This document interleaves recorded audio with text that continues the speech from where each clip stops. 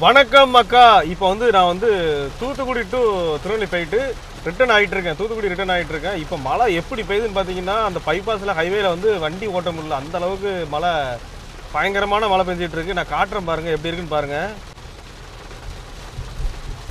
சரியான இது வண்டிலாம் பார்த்தீங்கன்னா 50 கிலோமீட்டர் ஸ்பீடுக்குள்ளே போக முடிய மாட்டேங்குது. அந்த அளவுக்கு சரியான மழை பெஞ்சிட்டு இருக்கு.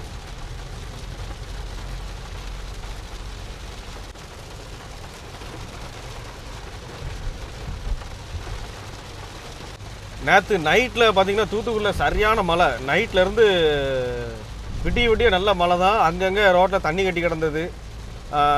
நான் ஒரு 11 மணிக்கு தான் வெளியில் வந்தேன். வரும்போது பார்த்தீங்கன்னா அந்தளவுக்கு நைட்டு பெஞ்ச மழை காலையில் காலங்காலத்தில் கட்டின அளவுக்கு தண்ணி கட்டலை.